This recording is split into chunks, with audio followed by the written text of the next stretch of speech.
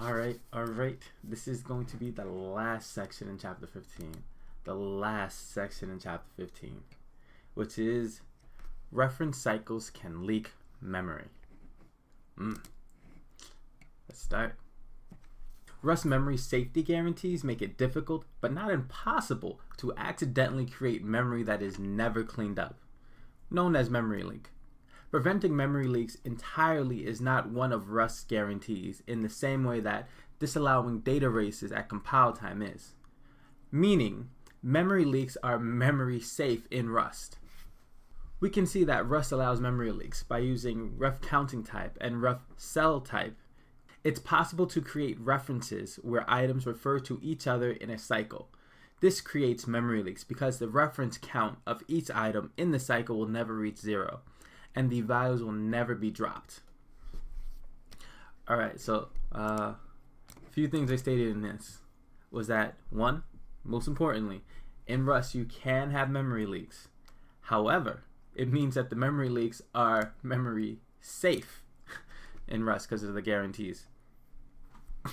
And the example that they mention of how to obtain memory leaks is when you use the ref counting type with the ref cell type, and then create seemingly a self-referencing cycle of pointers so that the reference count never reaches 0, and thus the items never be dropped. Creating a reference cycle. Let's look at how a reference cycle might happen and how to prevent it, starting with the definition of list enum and a tail method in listing 15-25. Let's read through this real quick before I write it up. We have the ref counting type, ref cell, and we have our cons and nil, which was from this crate, which is these two enums. Debug, so we can print it out. We have a list making a method called tail, which they mentioned in here.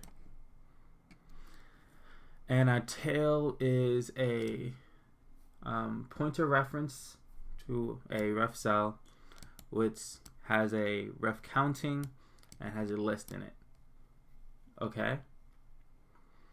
Match self. If it is cons, then return the item. If it is nil, then return none. Understood? Let's write that out. Move you to the side. Bring on my editor. And this looks like I'll just go in main, because that's what it has here. The imports, I'm just going to copy and paste. Everything else I'm going to write out just for practicing with my fingers. So again, we have derive, debug, just so we can print things out. We have our enum, which is a list, and we have two variants. We have cons, which is I32, and a ref cell that holds a ref counting type that points to the list. And we have nil. And then we have our implementation block with our list, function tail, a pointer to self. We're going to return an option. It's going to be a pointer to not result ref cell, which holds an RC, which holds a list. That is a lot of things to hold. And we have a match on self. If it is cons, we don't care about the first item. We do care about the second, which they put the type in for us. That was very nice of them. We have our arm, some item.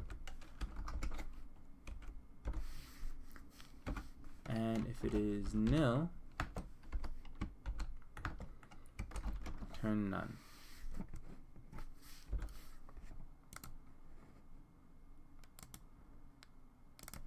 And let's just run this to make sure everything is good.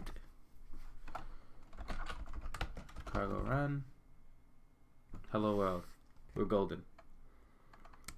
Make this big.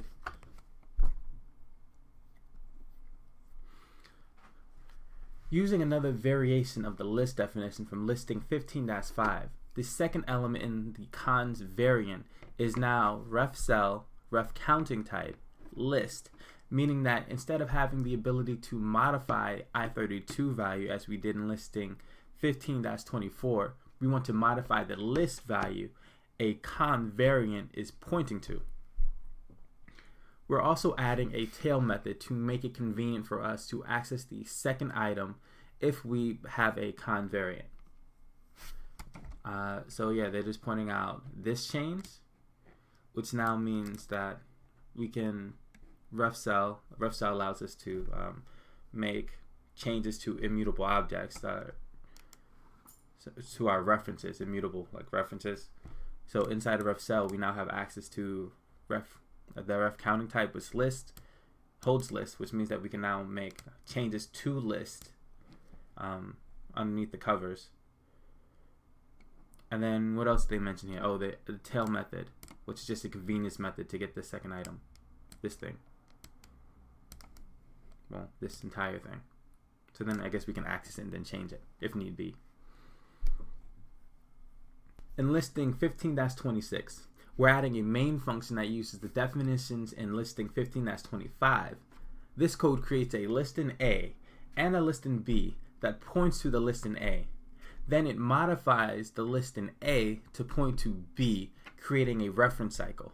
There are print line statements along the way to show what the reference counts are at various points in this process. Okay, so let's make some self-referencing cycles.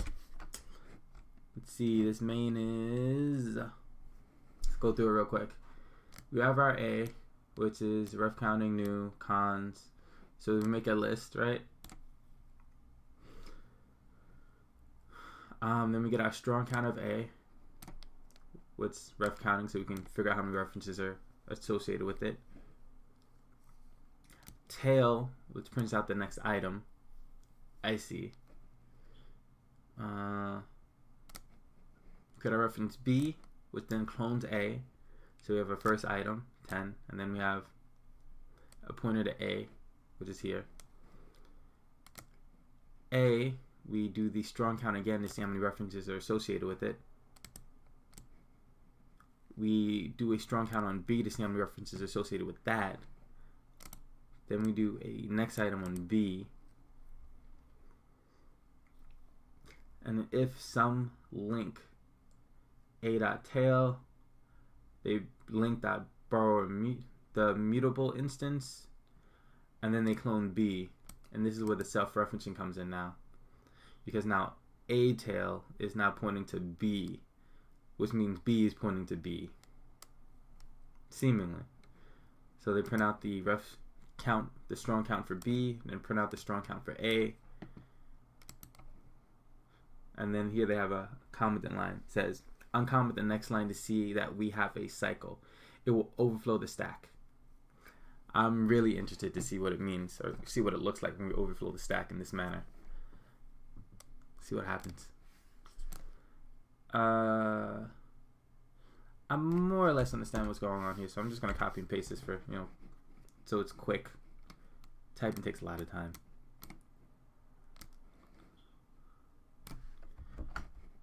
Copy, paste.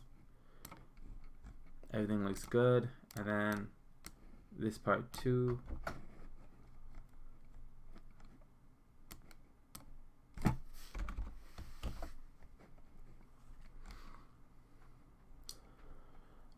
Alrighty then, let's see what gets printed out. Run this.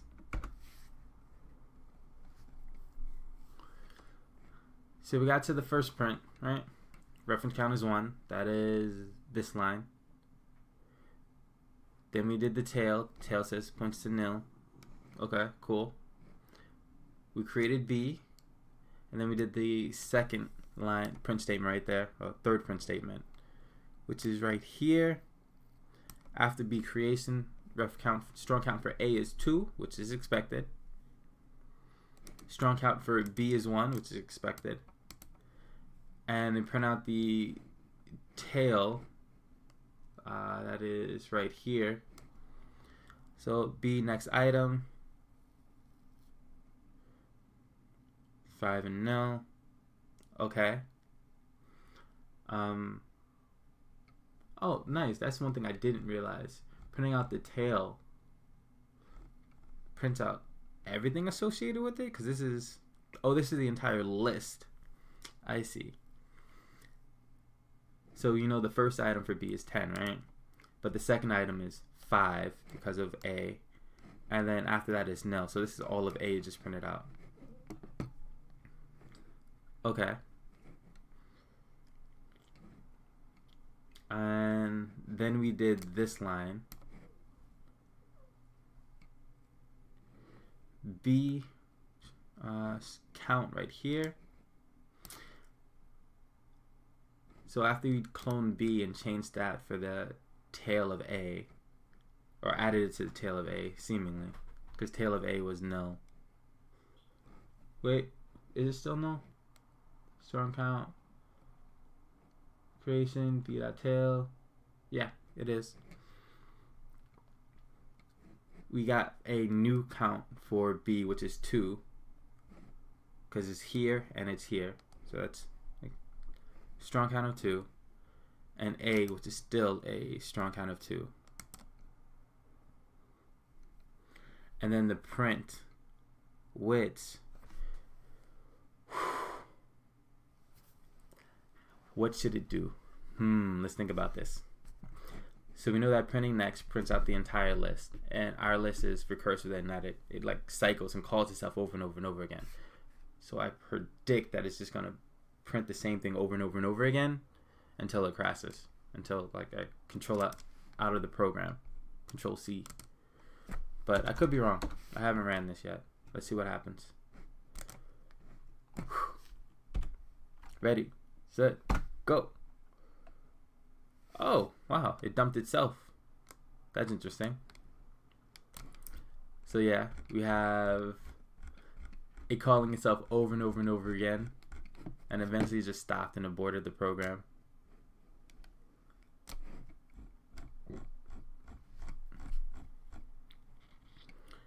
So here's that last line, right? A next item. We have the 10. Then we have the 5, which is 10 is B.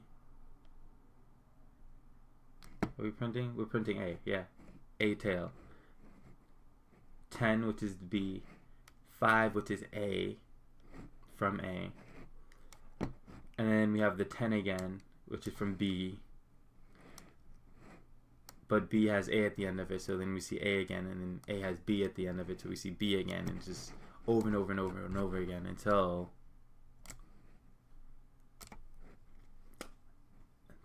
the thread main has overflowed its stack. Fatal runtime error, stack overflow, abort, core dump. That was interesting to see. That was very interesting to see. And let's comment that out again, because I don't want to let that happen again. Make this big. Understood. We create an ref counting list instance holding a list value in the variable A with an initial list of 5 nil. We then create an ref counting list instance holding another list value in the variable B that contains the value 10 and points to the list A, or points to the list in A. We modify A so that it points to B instead of nil, creating a cycle. We do that by using the tail method to get a reference to the ref cell ref counting list in A, which we put in the variable link. Then we use the borrow mutable method on the ref cell ref counting list to change the value inside from ref counting list that holds a nil value to the ref counting list in B. When we run this code, keeping the last print line commented out for the moment, we get this output, which we saw, we counted, we went over. It makes sense. The reference count of the ref counting list instance in both A and B are 2 after we change the list in A to point to B. At the end of main, Rust will try to drop B first, which will decrease the count of the reference counting list instance in B by 1. However, because A is still referencing the ref counting list that was in B, the ref counting list has a count of 1 rather than 0. So the memory the ref counting list has on the heap won't be dropped. The memory will just sit there with a count of 1 forever. To visualize this reference, we created a diagram in figure 15-4. So just in summary, this is the visual representation of what we were seeing. If you uncomment the last print line and run the program, Rust will try to print the cycle with A pointing to B, pointing to A, and so forth until it overflows the stack. In this case, right after we create the reference cycle, the program ends. The consequences of this cycle aren't very dire. However, if a more complex program allocated its memory in a cycle and held onto it for a long time, the program would use more memory than it needed and might overwhelm the system, causing it to run out of available memory. Ooh, that is very true. So yeah, in the first line, they just briefly stated the inception that is printing out everything over and over and over until the stack overflowed. But more importantly, in this paragraph, they mentioned that the example that we wrote is not dire. We just overflowed the stack. However, depending on how your references are set up, you could, instead of overflowing the stack, you could run out of memory on your machine. Which I have done in the past. I'm not 100 to say I've done it, but I have done it. And what happens when your machine runs out of memory is that everything your machine tries to do kind of just gets stopped. Your kernel just starts killing off processes left and right, and nothing seems to work. It's not a great position to be in. You never want to really do that to yourself, ever, especially on a server. Moving on. Creating reference cycles is not easily done, but it's not impossible either. If you have a ref cell type values that contain ref counting type values, or similar nested combinations of types with interior mutability and reference counting, you must ensure that you don't create cycles. You can't rely on Rust to catch them. Creating a reference cycle would be a logic bug in your program that you should use automated test, code reviews, and other software development practice to minimize. Okay. Here they're emphasizing that this type of error is a logic bug. Rust doesn't catch it for you.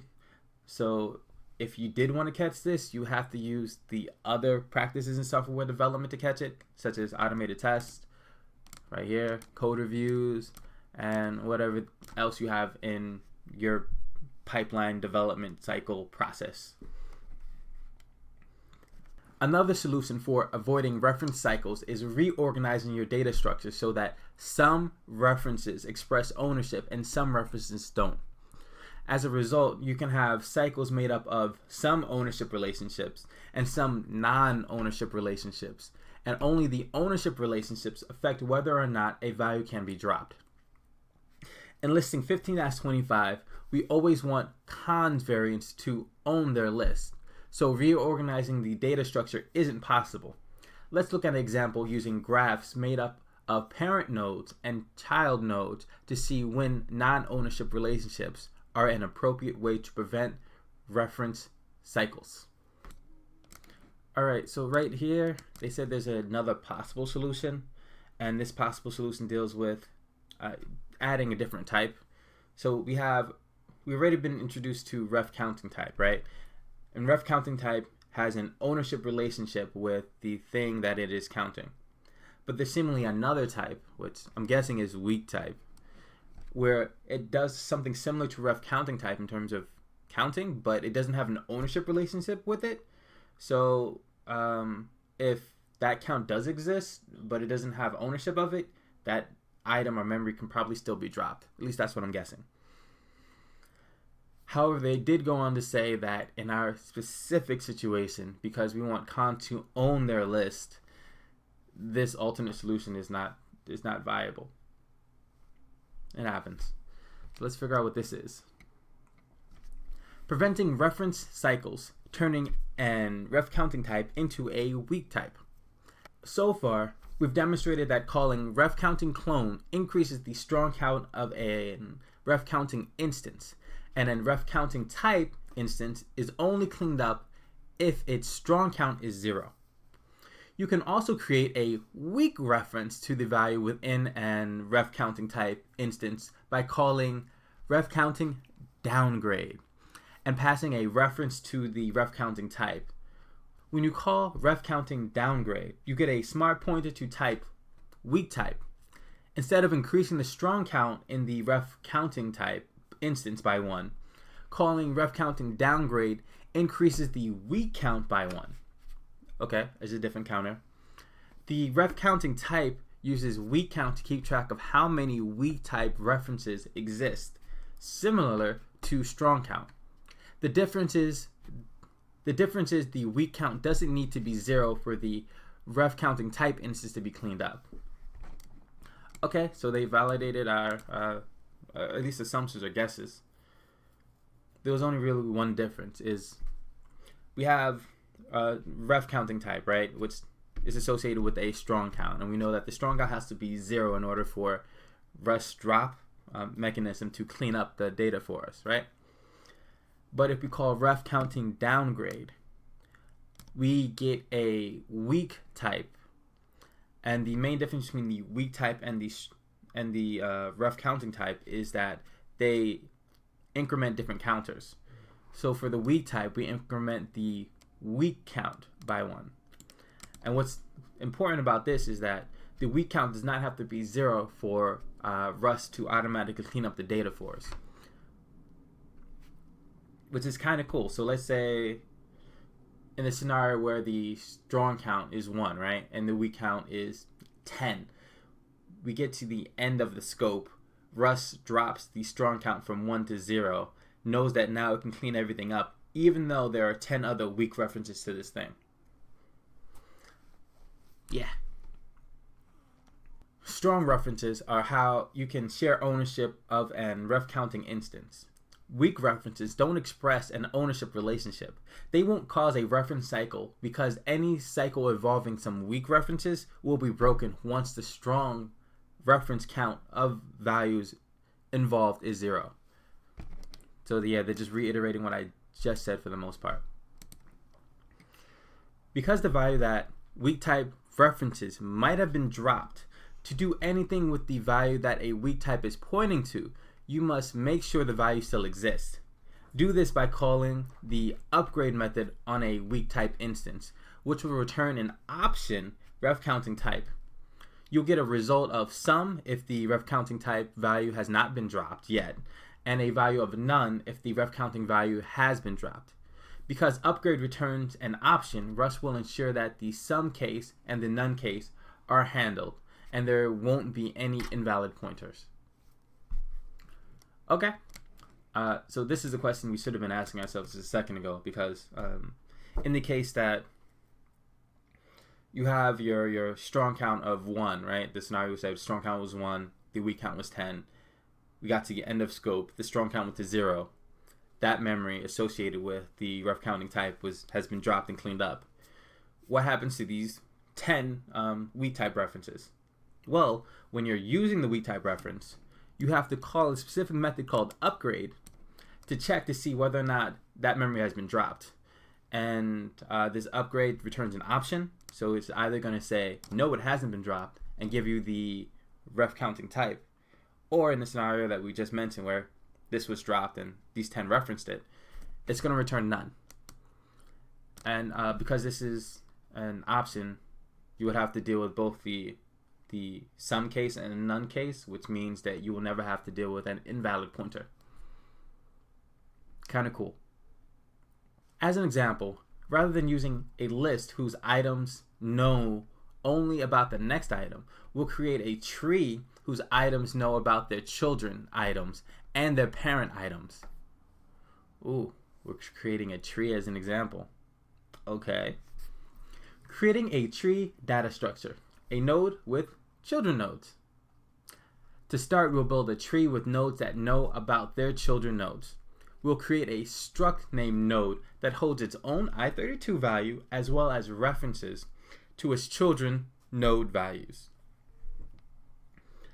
Alright, so let's see what this is first. Ref counting, ref cell, debug so we can print it out. Creating our struct node, we have our value i32, and then we have our children, which, this is interesting. We have a ref cell, right? And then that in it, we're going to have a vector of strongly counted ref counting nodes. Seemingly, we could just do a mutable borrow and then act on the entire vector of these nodes, which are have this strong count. I guess strong or weak count, right? Because we can do upgrade or downgrade. Okay, let's write that out real quick. And I don't think we need any of this anymore. So let's empty U. And let's get rid of U. And let's write this out. I want to write this out because this is my first time writing a tree in Rust. I'm interested to see how this goes. Derive debug. We have our struct, which we're going to call a node. Makes sense. We have the value, which is an i32. And we have our children, which are ref cells that hold a vector, which is composed of ref counting types, which hold our nodes. Yeah, those are getting longer and longer. Okay, we want a node to own its children, and we want to share that ownership with variables so we can access each node in the tree directly. To do this, we define the vector items to be values of type ref counting node. We also want to modify each node. We also want to modify which nodes are children of another node. So we have a reference cell type in children around the vector of ref counting nodes. So here they're pretty much explaining the reasoning for doing this. We want the node to own its children. That statement alone implies that we want to have a vector of the ref counting nodes. Simple and plain. But we also want to be able to modify which nodes are children of another node, which means that we want to be able to modify this list of nodes. In order to modify this list of nodes, we need a ref cell count, or a ref cell type. And that is why we put the vector, this thing, within the ref cell. Okay, just so we can modify which nodes belong to who. Cool, got it. Next, we'll use our struct definition and create one node instance named leaf with the value 3 and no children, and another instance named branch with the value 5 and leaf as one of its children, as shown in listing 15-27. So let's see this. We have leaf right here, which is a ref counting new. We're creating our node. Our node is going to have a value of 3, and it's going to have 0 children. So ref cell, new vector, empty. Cool. And then we have our branch, ref counting, new, creating our node, initializing our node with value of 5, and 1 child, which is leaf. That makes sense. I don't think I need to copy that, or need to type it out myself. Putting it here is fine. And just to make sure this works, let's run it, not type it here, right here, cargo run. Everything compiled, it's good. We have our leaf, we have our branch, and our branch has our one leaf. Okay.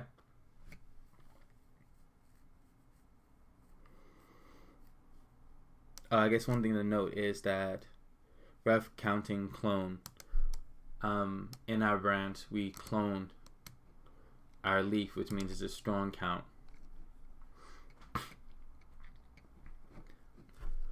We clone the ref counting node in leaf and store that in branch, meaning the node in leaf now has two owners, leaf and branch. We can get from branch to leaf through the branch.children, but there is no way to get from leaf to branch.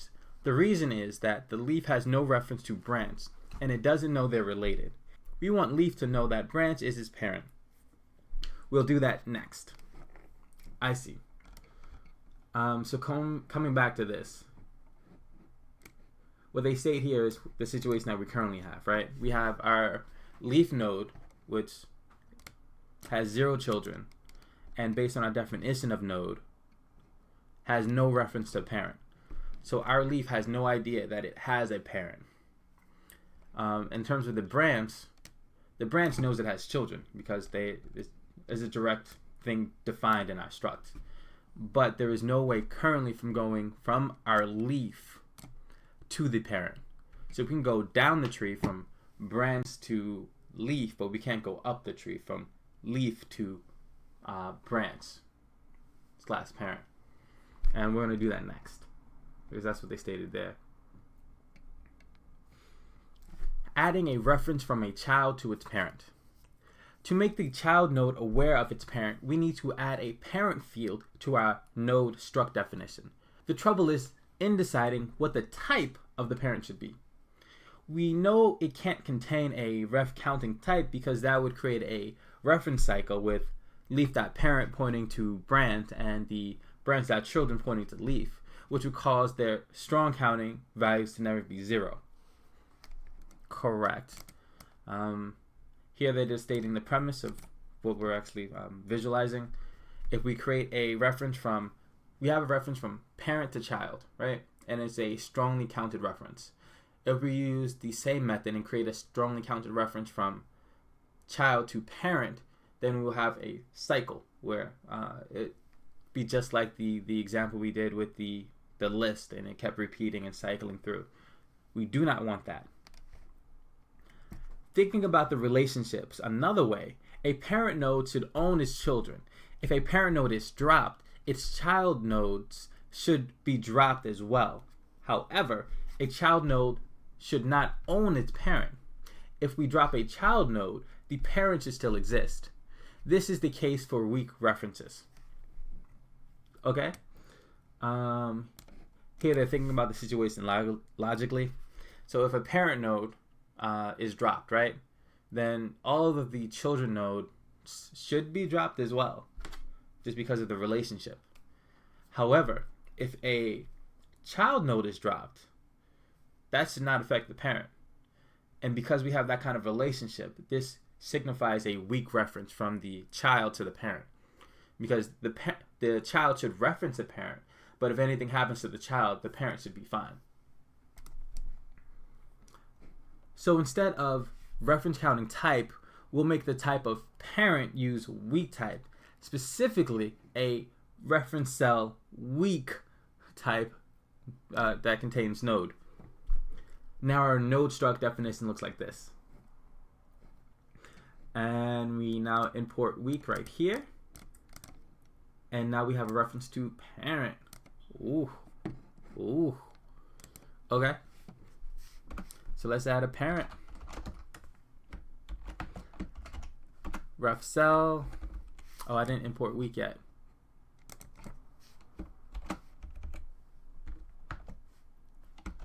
Weak.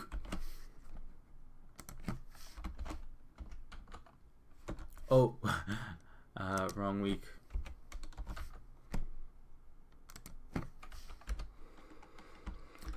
And then we put our node in here. Okay.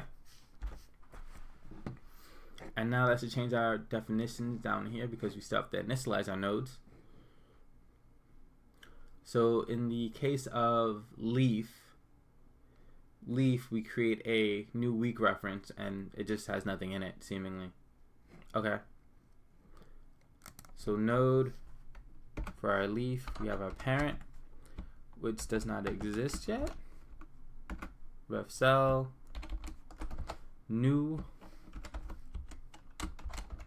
week, new, nobody.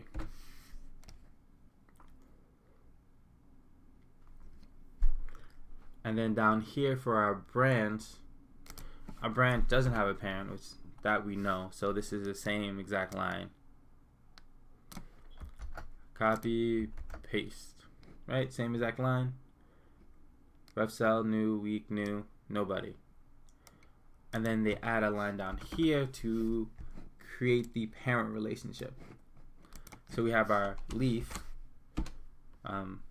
We use the star to get from the ref cell to the inner node. I guess the ref counting, right? The ref counting type to the inner node.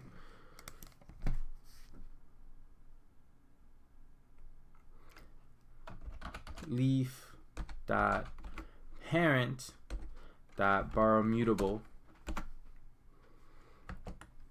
And now we set the ref counting downgrade of a pointer to the branch. So this line right here should set the week reference, the week count reference from the leaf child to the branch, or the branch, which is the child to the parent.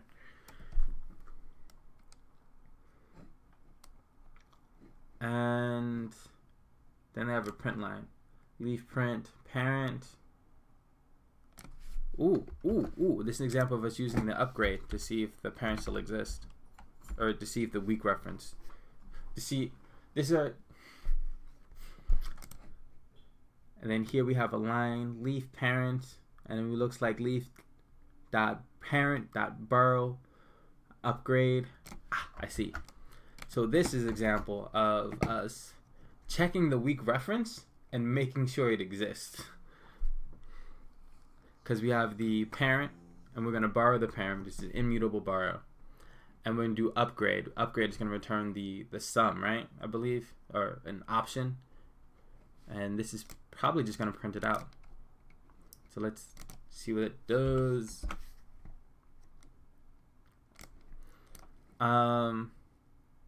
Okay. So we printed out the parent, which is sum, which is the option, and print out the entire option. And here is the parent, where we have value of 5. It has no parent, and then it has its children. It has its children, and the children is the node 3, and the child, which is leaf, has a parent, which is a week reference. Right, parent ref cell week.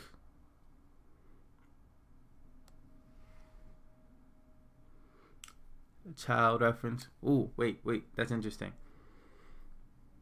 So the parent ref cell, it printed out week, but it didn't print out the entire parent, which if it did, then we would just have an endless circle, because the parent references child and child references the parent. But that didn't happen. So that's interesting. And then we have the children of our leaf, which is none. The leaf doesn't have any children. So I'm really interested about this part, because this is what we want. Otherwise, we just have a long list of nonsense. But I'm not sure why we got it.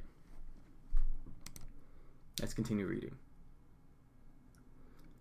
Creating the leaf node looks similar to how creating the leaf node looked in listing 15-27, with the exception of the parent field. Leaf starts out without a parent, so we create a new empty week node reference instance. At this point, when we try to create a reference to the parent of a leaf by using the upgrade method, we get a none value.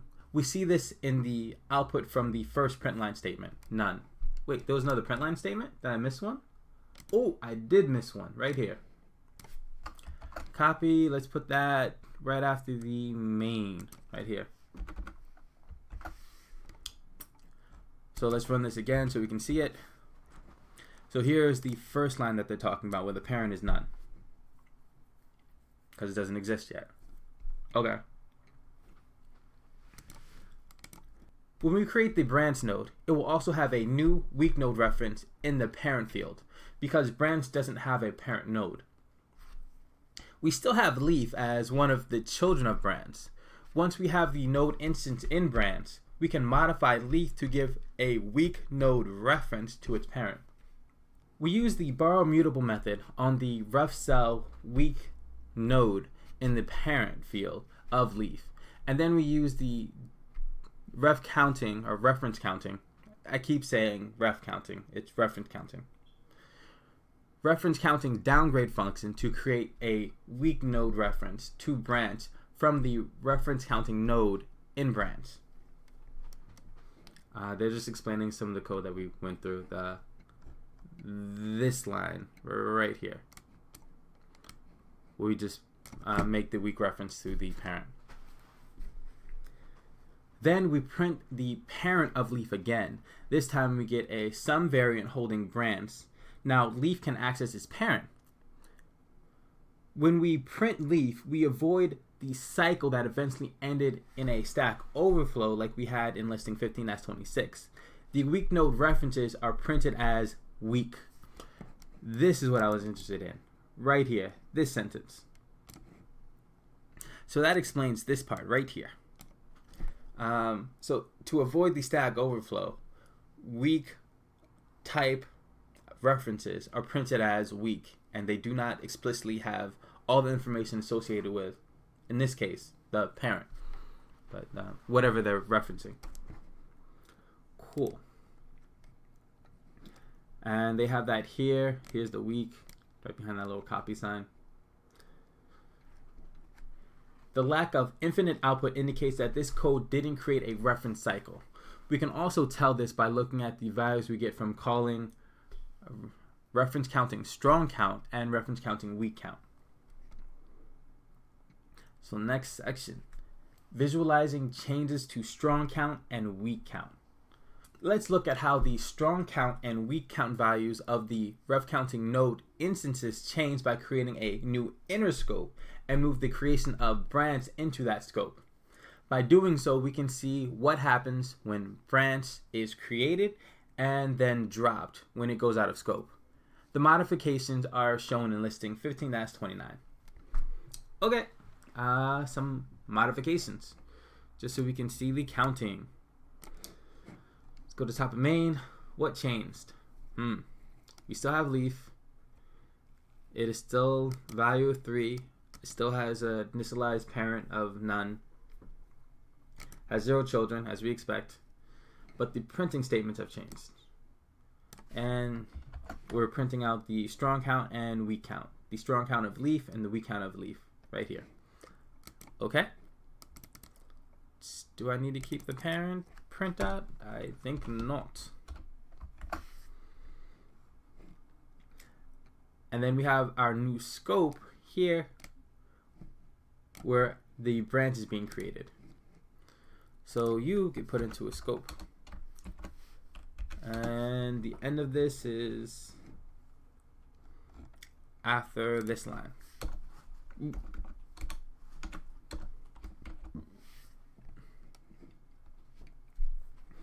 So we create the branch.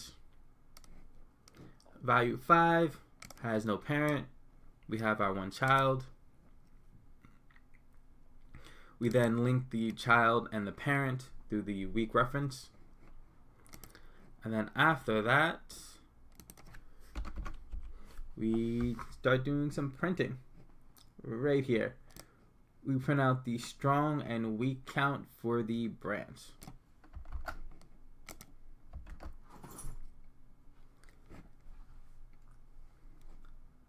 Oh, and we also print out the strong and weak count for the leaf. That makes sense. See both.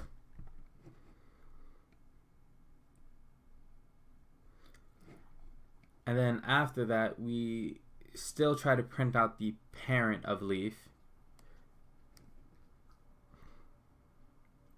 And then we print out the strong and weak count of leaf again. Okay. Paste. So in summary, what we're saying here is we create a leaf, we get its counts. In this scope, we create a branch, we get the new counts. This scope ends, branch gets dropped, and then we look at the counts for leaf again. So let's print this, or run this. So leaf, when it was created, has a strong count of 1, weak count of 0. When the branch is created, this is this print line right here. Branch has a strong count of 1 and a weak count of 1. The weak count is because the leaf node, or the child, is now pointing to the parent. That's this line. Makes sense.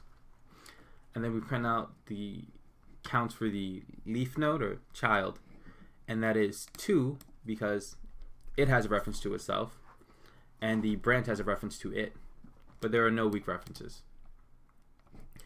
We get out of that scope, and then once we're out of that scope, we see that the parent no longer exists because the parent was destroyed, it got dropped, and now the leaf count, strong count and weak count, went back down to what it originally was, which is 1 and 0, as you can see here. And then the scope ends for everything, and everything gets dropped. Cool. Let's make this big.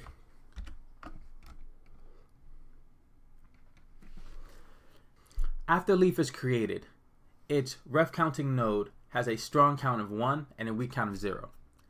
In the inner scope, we create branch and associate it with leaf, at which point, when we print the counts, the reference counting node in branch will have a strong count of 1 and a weak count of 1 for leaf.parent pointing to branch with a weak node. When we print the counts in leaf, we see it will have a strong count of 2 because branch now has a clone of the reference counting node of leaf stored in branch.children, but we still have a weak count of 0. When the inner scope ends, branch goes out of scope and the strong count of the reference counting node decreases to 0, so its node is dropped. The weak count of 1 from leaf.parent has no bearing on whether or not node is dropped, so we don't get any memory leaks. If we try to access the parent of leaf after the end of the scope, we get none again. At the end of the program, the reference counting node in leaf has a strong count of 1 and a weak count of 0 because the variable leaf is now the only reference to the reference counting node again. So this is just rehashing the scenario that we already walked through of what this code did in terms of what it printed out and why it printed out that, and why that was the statements it printed out. All of the logic that manages the count and value dropping is built into reference counting type and weak type, and their implementations of the drop trait. By specifying that the relationship from a child to its parent should be a weak type reference in the definition of node, you're able to have parent nodes point to children nodes and vice versa without creating a reference cycle and memory leaks. Which is, yeah, that was the goal. That's what they wanted to show us, and that's my takeaway as well. Summary. This chapter covered how to use smart pointers to make different guarantees and trade-offs from those Rust makes by default with regular references. The box type has a known size and points to data allocated on the heap. The reference counting type keeps track of the number of references to data on the heap so that data can have multiple owners. The ref cell type, with its interior mutability, gives us a type that we can use when we want to have immutable types but need to change the inner value of that type. It also enforces the borrowing rules at runtime instead of at compile time. Also discussed were the deref and drop traits, which enable a lot of the functionality of smart pointers. We explored reference cycles that can cause memory leaks and how to prevent them using weak type. If this chapter has piqued your interest and you want to implement your own smart pointers, check out the Rustonomicon for more useful information. Next, we'll talk about concurrency in Rust. You'll even learn about a few new smart pointers. Oh, they have new smart pointers in the next chapter.